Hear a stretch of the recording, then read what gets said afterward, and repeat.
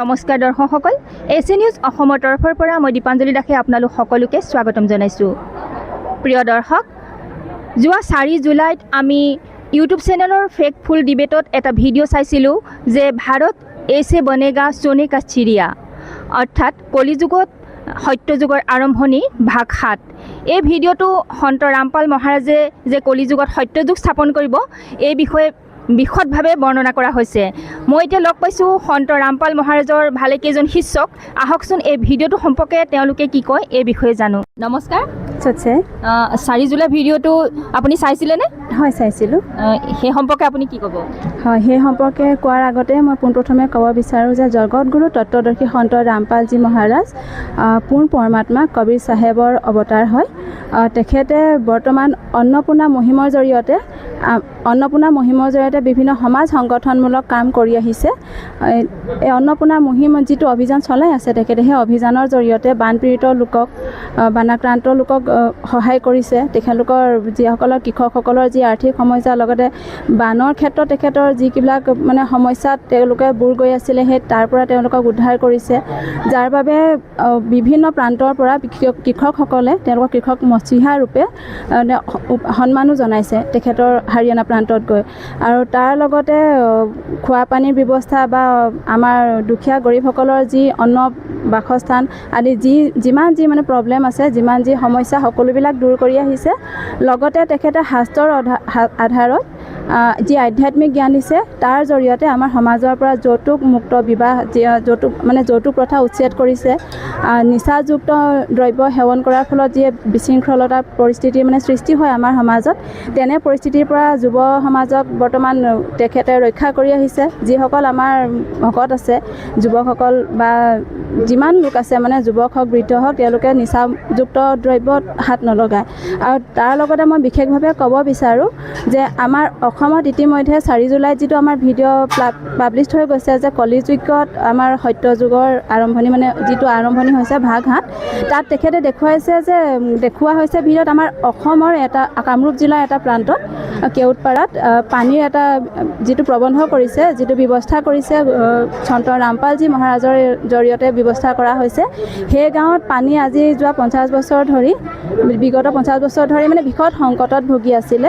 বিশেষকৈ মহিলাসকলৰ এই ক্ষেত্ৰত বেছি কষ্ট হৈছিলে। যথেষ্ট কষ্টৰ মাজেৰে তেওঁলোকে পানী যোগান ধৰিবলগীয়া হৈছিলে, পানী ব্যৱস্থা কৰিব লগা হৈছিলে। আনকি শিক্ষাৰ ক্ষেত্ৰতো পিছ পৰি গৈছিলে। যিদিনাখন চৰকাৰে পানী যোগান দিয়ে, সেইদিনা মাতৃসকলে আই মাতৃসকলে পানীৰ যেতিয়া আনিব গৈছিলে, তাৰ কাৰণে সন্তানসকল শিক্ষাৰ কাৰণে যাব নোৱাৰে স্কুলত।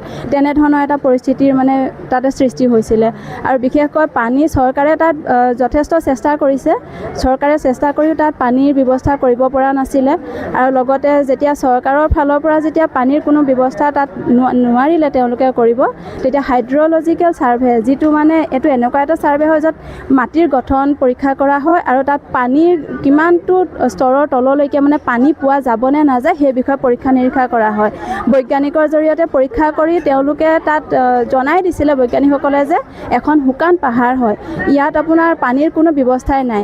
তেওঁলোক হতাশ হৈ গৈছিলে। তেনে পৰিস্থিতিত জগতগুৰু তত্ত্বদৰ্শী সন্ত ৰামপালজী মহাৰাজৰ আমাৰ যিটো অন্নপূৰ্ণা মহিম, গাঁৱৰ ৰাইজসকলে যেতিয়া গম পালে এই মহিমৰ বিষয়ে, গম পাই তেওঁলোকে প্ৰাৰ্থনা জনোৱাৰ লগে লগে যিমান পাৰি সোনকালে গুৰুদেৱৰ দয়াত সুদূৰ হাৰিয়ানা প্ৰান্তৰ পৰা তেওঁ সকলো ব্যৱস্থা কৰি পঠিয়ালে। আৰু আমাৰ সন্ত ৰামপালজী মহাৰাজৰ দয়াত আহি ইয়াত পানীৰ ব্যৱস্থা কৰা হ'ল। তেখেতে ভিডিঅ' কলিঙতে তাৰ পৰা চাই শিষ্যৰ জৰিয়তে যে কৈ দিছে কোন ঠাইত পানী ওলাব, আৰু সেই অনুসৰি সেই ঠাইতে পানী ওলাইছে। এই কথাটোৱে এইটোৱে প্ৰমাণ দিয়ে যে তেখেত সঁচাকৈ পূৰ্ণ পৰমাত্মাৰ অৱতাৰ হয়। আৰু আমি ইতিহাসত বিশেষকৈ কবিৰ চাহেবৰ বিষয়ে আমি বিভিন্ন ধৰণৰ এনেধৰণৰ চমৎকাৰিতা কাহিনী পঢ়িবলৈ পাওঁ বা আমি জানিবলৈ পাৰোঁ যে কবিৰ চাহেবে শুকান এখন আমী নদী আছিল, য'ত জল প্ৰবাহিত কৰি তাৰে যিসকল পিয়াহত আতুৰ লোকসকলৰ পিয়াহ গুচাইছিলে। ঠিক তেনেদৰে এখন শুকান পাহাৰত সন্ত ৰামপালজী মহাৰাজে বৰৱেলৰ জৰিয়তে যি পানীৰ ব্যৱস্থা কৰিলে, সেই জৰিয়তে তাত পিয়াহত আতুৰ হৈ থকা লোকসকলৰ যি সংকট দূৰ কৰিলে। তাৰ দ্বাৰা এয়াই বুজাইছে যে পূৰ্ণ পৰমাত্মা সময়ে সময়ে প্ৰকট হৈ আমাৰ যিসকল সংকটত পৰি থকা তেখেতৰ সন্তান আছে, তেওঁলোকক শাস্ত্ৰৰ আধাৰত আধ্যাত্মিক জ্ঞান দিয়াৰ লগতে তেখেতে সকলো সংকটো দূৰ কৰে। আৰু আমাৰ যিটো আমাৰ চেনেল ফেচবুক ডিবেট ইউটিউব চেনেলত যিটো আমাৰ 4 জুলাইত ভিডিঅ' পাব্লিছ হৈছিলে, মই সকলোকে অনুৰোধ জনাওঁ যে তেওঁলোকে এই ভিডিঅ'টো চাওক। অকল আমাৰ অসমতে নহয়, ভাৰতবৰ্ষৰ বিভিন্ন প্ৰান্তত তেখেতে এনেধৰণে সেৱা আগবঢ়াই আহিছে। অকল আমাৰ অসমৰ লগতে ইতিমধ্যে পাব্লিছ হোৱা সেই ভিডিঅ'ত মেহৰগড়া গাঁৱৰ বিষয়েও জনোৱা হৈছে। তাতো এনেদৰে পানীৰ ব্যৱস্থা কৰা হৈছে গাঁওবাসীৰ বাবে। আৰু ইয়াৰ লগতে ICA নিউজ আছাম আমাৰ অসমীয়া যিটো চেনেল আছে, সেই চেনেলতো বিভিন্ন ধৰণৰ আধ্যাত্মিক জ্ঞানৰ বিষয়ে জনোৱা হয়। আৰু সৎসং তেখেতৰ আমাৰ অসমীয়া জোনাক চেনেলত সন্ধিয়া সময়ত 5:30 বজাত যিটো সৎসং আহে অসমীয়া চেনেলত দিয়া হয়। আকৌ সাধনা TV চেনেলত আপোনাৰ সন্ধিয়া 7:30 বজাত দিয়া হয়।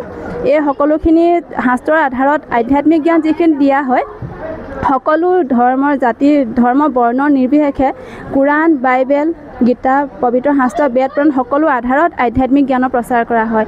যিসকল লোকে ভিডিঅ' চাই আছে তেওঁলোকে এই চেনেলসমূহ চাওক। আমাৰ গুৰুজনাই কি জ্ঞান প্ৰদান কৰিছে, তাৰ জৰিয়তে আমাৰ বৰ্তমান যিখন আমাৰ কলিযুগত সত্যযুগৰ আৰম্ভণি কৰিবৰ বাবে তেখেতে কি ইয়াত মানে পৰিৱৰ্তন কৰি আহিছে, কেনেদৰে আধ্যাত্মিক দিশৰ জৰিয়তে সমাজৰ বিশৃংখল সমাজখন মানে শৃংখলাবদ্ধভাৱে আগুৱাই নিব বিচাৰিছে তেওঁলোকে জানিব পাৰিব। আৰু এই পথত আগুৱাই আহি তেওঁলোকে নিজৰ জীৱনটো সুন্দৰ কৰিব পাৰিব। সচ্চাই ধন্যবাদ। নমস্কাৰ। নমস্কাৰ। যোৱা 4 জুলাইত যিটো ভিডিঅ' পাব্লিছ হৈছিলে সেইটো আপুনি চাইছিলেনে? হয়, চাইছিলোঁ। এই সম্পৰ্কে আপুনি কি ক'ব? এই সম্পৰ্কে মোৰ এইটোৱে ক'ব লগা আছে যে আমাৰ সন্ত ৰামপাল গুৰু মহাৰাজৰ সৎসংগত আহি সকলো ডেকা যুৱকসকলে নামদান লৈ পেলাই নিচামুক্ত হৈছে আৰু লক্ষ লক্ষ পৰিয়াল ধ্বংস হোৱাৰ পৰা বাচি গৈছে। তেওঁলোকৰ পৰিয়াল ধ্বংস নহ'ল। আমাৰ সন্ত ৰামপাল গুৰু ভক্তসকলে নিচাযুক্ত বস্তুত হাত নলগায় আৰু তেনেকৈ নিচামুক্ত হৈ পৰিয়াল ধ্বংস হোৱাৰ পৰা বাচিলে। তাৰোপৰি আপোনাৰ শিক্ষা, অন্ন, পূৰ্ণমুখীম সেইখিনি আমাৰ সন্ত ৰামপাল গুৰু মহাৰাজে দুখীয়া ৰাইজক প্ৰদান কৰিছে। য'ত য'ত পানী নাই তাত পানীৰ যোগান ধৰিছে। যাৰ ঘৰ নাই থাকিবলৈ তেওঁক নিজৰ মাটি ভেটিত ঘৰ বনাই দিছে, কাপোৰ কানি দিছে, অন্ন, শিক্ষা, চিকিৎসা সকলোতে আমাৰ সন্ত গুৰু মহাৰাজে সহায় কৰিছে। ইয়াকে মই কৈছোঁ যে সকলো ৰাইজ আৰু আমাৰ দেশবাসীসকলে ভিডিঅ'টো চাই পেলানি আমাৰ সন্ত গুৰু মহাৰাজৰ নামত নাম দীক্ষা লৈ যাতে ভাৰতবৰ্ষক সোণাকা চিৰিয়া বনাবলৈ আগবাঢ়ি আহে। আৰু বেছি দিন সময় নাই, আমাৰ ভাৰতবৰ্ষ সোণৰ চৰাই হৈ উঠিব। धन्यवाद। धन्यवाद। कल जो वीडियो पब्लिश हुआ है वो आपने देखा है क्या? जी हाँ, वो वीडियो हमने देखे हैं। कलयुग में सतयुग की शुरुआत इसमें बहुत अच्छा से दिखाया गया है। मैं तो सबसे यही निवेदन करूँगी, जितने भी मतलब जो भी ऐसे न्यूज़ चैनल को देखते हैं, जो नहीं भी देखते हैं, उन सबसे हाथ जोड़ के प्रार्थना है फैक्टफुल डिबेट पर ये वीडियो जो सतयुग में शुरुआत हुआ है भाग 7, इस वीडियो के एक बार देख के खुद निर्णय करें कि इसमें क्या गलत और क्या सही बताया गया है। इसमें तो ऐसा भाग बताया गया है कि जो जहाँ पर पानी नहीं है वहाँ पे सतगुरु रामपाल जी महाराज जी ने पानी नहीं है वहाँ पे पानी भी दिए हैं। यहाँ कामरूप में जहाँ पे मतलब 50 साल से पानी का दिक्कत रहा, 30 साल से वहाँ पानी नहीं मिलता रहा, वहाँ पे परमात्मा के दया से पानी भी निकला और अमृत जैसा जल मिला। वहाँ के आदमी लोग बोल रहा है कि हाँ भगवान है तो यही भगवान है। इतना दिन से हमको पानी नहीं मिला लेकिन आज हमको अमृत जल मिल रहा है। इसीलिए इस चैनल को देखकर एक बार खुद निर्णय करें कि हाँ कौन भगवान है। और इस धरती पर अब सतयुग में कलयुग में सतयुग आने वाला है और ज़रूर आएगा। भारत सोने की चिड़िया बनेगा तो सिर्फ संत रामपाल जी महाराज जी के कारण ही बनेगा, उनके ही कारण, क्योंकि वो ऐसे कार्य कर रहे हैं, दहेज मुक्त विवाह कर रहे हैं, गरीबों की आपका जितना है रोटी, कपड़ा, मकान, शिक्षा सब कुछ दे रहे हैं। जहाँ पे आपका मतलब हरियाणा डूब गया था वहाँ पे आपको पानी निकलवाए, पाइप दिए, लाखों का पाइप दिए और सबको सेवा कर रहे हैं और नशा मुक्त भारत अभियान बना रहे हैं। उनके शरण में जाने से, उनसे नाम दान लेने से ही भारत सोने की चिड़िया बन सकेगा। अब खुद आप लोग निर्णय करिए, सबसे हाथ जोड़ के यही प्रार्थना है। सत्साहिब जय, मेरे संत रामपाल गुरु महाराज की जय। हमारे गुरुजी ऐसे हैं, सबकी रक्षा करने आए हैं। अपने विचारे सतयुग से वहाँ से आए हमारे यहाँ काल के लोक में, ये हमारे लिए आए हैं, हमको बचाने के लिए, हमारे पापों को मिटाने के लिए, हमारे परिवारों में, गरीबों में, दुखियारों के सारे के दुख सुनने के लिए आए हैं, सबका दुख मिटाने आए हैं मेरे गुरु जी। जय संत रामपाल गुरु महाराज की जय। सबको अनुदान दे रहे हैं, बेटियों की दहेज के बिना शादियाँ करा रहे हैं, सोए हैं और जागो उठो, संत रामपाल गुरु महाराज की जगह सब देखो सुनो, कोई गलती हो तो उसे माफ़ करना, क्षमा करना और सबको बताना हमारे गुरुजी के बारे में, गुरुजी हमारे क्या क्या कर रहे हैं और क्या क्या अभी और नहीं करेंगे। सोने की चिड़िया बनेगी हमारे भारत की, गुरुजी की हमारे सोने की चिड़िया बनाने आए हैं। आप सब देखो सुनो, गुरुजी को इसका सम्मानो, इसका इज्जत मान सम्मान करो, तभी दुनिया में सारे सुख प्राप्त होंगे। जय संत रामपाल गुरु महाराज की जय। सत साहिब। হয় মই দুষাৰমান ক'ব বিচাৰিছোঁ।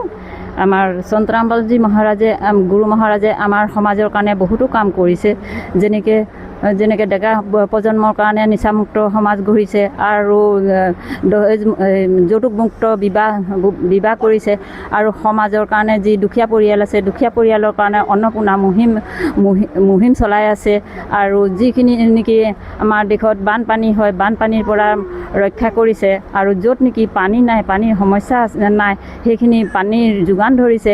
এইখিনিতো আমাৰ কোনো আন মানুহে কৰিব নোৱাৰে, কোনো মিনিষ্টাৰো কৰিব নোৱাৰা কাম আমাৰ গুৰু মহাৰাজে কৰিছে।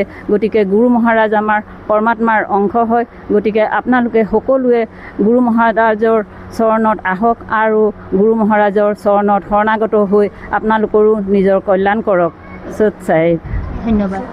4 জুলাইত যিটো ভিডিঅ' পাব্লিছ হৈছিলে ইউটিউব চেনেল ফেথফুল ডিবেটত, সেইটো আপুনি চাইছিলেনে? হয়, চাইছিলোঁ। এই সম্পৰ্কে আপুনি কি ক'ব? সঁচাকৈ আমাৰ কলিযুগত সত্যযুগ স্থাপন হ'বলৈ গৈ আছে নেকি? আমাৰ গুৰুজীয়ে প্ৰায় আমাক কৈ আছে যে কলিযুগত সত্যযুগ আৰম্ভ হৈছে। গতিকে আমাৰ গুৰুজী চন্দ্ৰৰামজী মহাৰাজে আজি এজন অসমৰ লগতে আমাৰ বিশ্বৰ ভিতৰত এনে এজন সন্ত যিজনে আজি সত্য জ্ঞান প্ৰচাৰ কৰি সকলো মাজত মানুহক মুখ্য প্ৰাপ্তিৰ কাৰণে পথ দেখাইছে।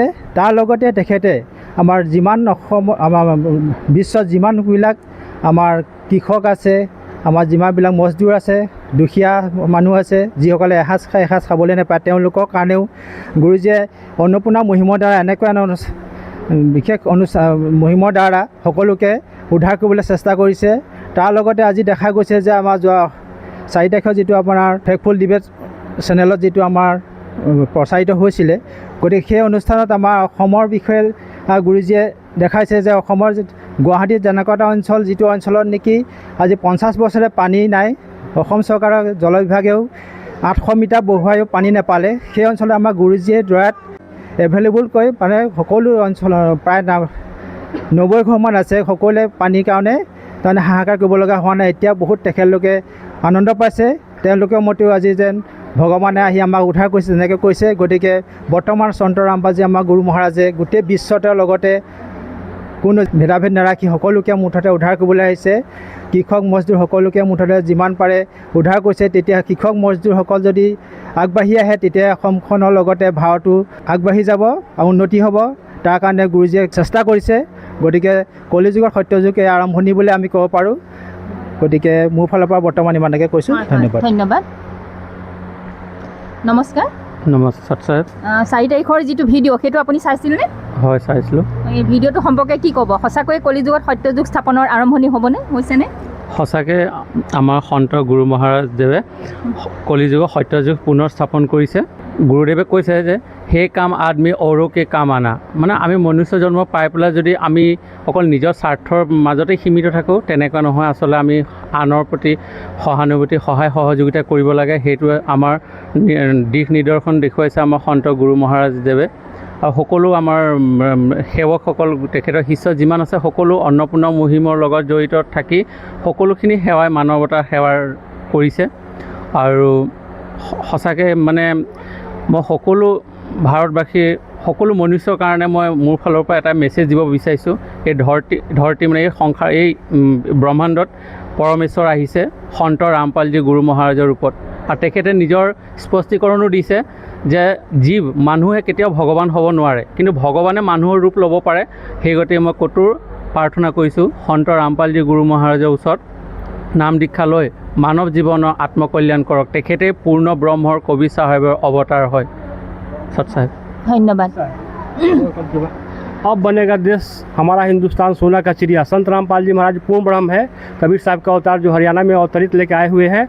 उनका कहना है कि रोटी कपड़ा शिक्षा चिकित्सा और मकान सबको दे रहा है कबीर भगवान। आप लोग संत रामपाल जी महाराज को देखें समझे। वो पूर्ण ब्रह्म सतपुरुष कबीर साहब का अवतार है, जिसका वेद चारों गवाह है। ऋग्वेद, यजुर्वेद, सामवेद, अथर्ववेद सभी वेदों में 18 पुराण और आपका सभी शास्त्रों में गवाह है, गीता में गवाह है। कृष्ण देव भी बोल रहा है कि उस संत के शरण में जा, संत ही सब कुछ कर सकता है। अर्जुन उसके लिए तू तत्वोदय संत को खोज, जो उल्टा उधा मूलम अधम शाखम। गीता में एक वृक्ष है पीपल का, और उसको जड़ सहित टहनी सहित पत्ता सहित जो बता देगा वो तत्वोदय संत है। उसका शरण जाने से जन्म मृत्यु श्राप से निकलेगा और सब सुख पाएगा जो परमात्मा धरती पर आए हुए हैं और सबको दे रहा है। रोटी कपड़ा शिक्षा चिकित्सा और मकान सबको दे रहा है कबीर भगवान। आप लोग जो डिबेट आया है 4 जुलाई को, वो लोग सबको ही देखे। सबका दुख कष्ट खत्म होगा, कष्ट खत्म होगा, कर्ज खत्म होगा, बीमारी खत्म होगा, कैंसर खत्म होगा और धरती सोना का चिड़िया बनेगा। हर कोई एक दूसरा का मदद करेगा और धरती एकदम स्वर्ग बनने ही जा रहा है। संत वचन पलटे नहीं, पलट जाए ब्रह्मांड। परमात्मा ने बोला है 4 साल में मैं पूरा ब्रह्मांड को बदल दूंगा और सोना का चिड़िया बना दूंगा। और आप लोग संत रामपाल जी महाराज का चैनल देखिए, जो जुनाक टीवी में 5:30 से 6:30 में आसाम में आता है, और हिंदी में साधना चैनल में 7:30 से 8:30 तक आता है। सत साहेब ধন্যবাদ। সন্ত ৰামপাল মহাৰাজৰ শিষ্যসকলৰ কথা আপোনালোকে শুনিলে।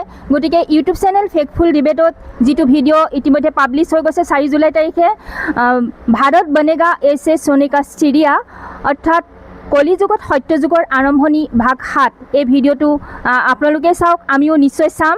গতিকে আজি ভিডিঅ'টো ইমানতে সামৰিছোঁ। পুনৰ এটা নতুন ভিডিঅ' লৈ আপোনালোকক পুনৰ লগ পাম। ধন্যবাদ।